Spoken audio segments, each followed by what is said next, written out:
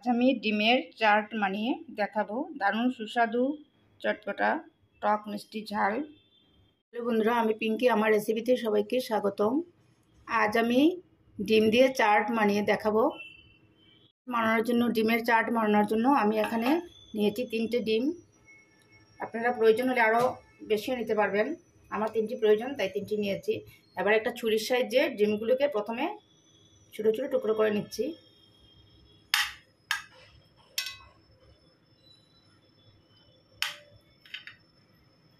এরকম ছোটো ছোটো টুকরো করে নিচ্ছি প্রথমে। এভাবে সবগুলো ডিম ছোটো ছোটো টুকরো করে নিচ্ছি প্রথমে। আমার ছোটো ছোটো টুকরো করা হয়ে গেছে, দেখেন। এভাবে ছোটো ছোটো পিস করেছি ডিমগুলো। আপনারা তো অনেক রকমের ডিমের রেসিপি খেয়েছেন, ডিমের ড্রেভিল, ডিমের চপ, অনেক জিনিস খাওয়া যায়। একবার ডিমের চাট বানিয়ে দেখবেন, ভীষণ সুস্বাদ হয়। অল্প তার উপরে আমি দিয়ে দিচ্ছি বিট লবণ, তারপর দিয়ে দিচ্ছি অল্প গোলমরিচের গুঁড়ো। এবারে দিয়ে দেব অল্প কাঁচা লঙ্কা কুচানো, অল্প টমেটো কুচানো। আপনাদের ডিমের পরিমাণটা বেশি হলে বেশি করে দেবেন টমেটো। একটা ছোটো সাইজের পেঁয়াজ কুচানো,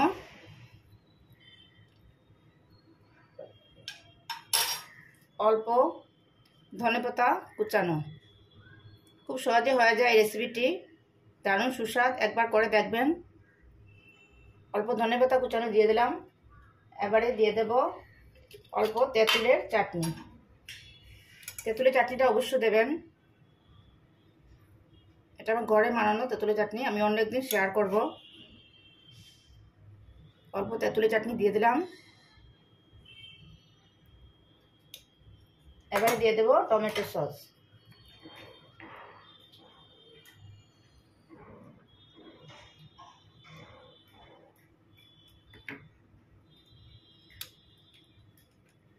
এরপরে দিয়ে দেব অল্প ঝুরি ভাজা।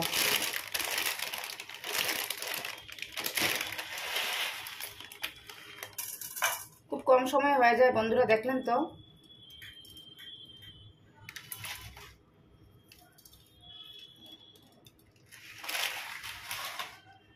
বন্ধুরা, আমার ডিমের চাটটি একদম রেডি, কয়েক মিনিটে হয়ে গেল। এভাবে আপনারাও একবার বানিয়ে দেখবেন। রেসিপিটি কেমন লাগলো, ভালো লাগলে লাইক করবেন, শেয়ার করবেন, আমার চ্যানেলটিকে সাবস্ক্রাইব করবেন। একবার করে দেখবেন।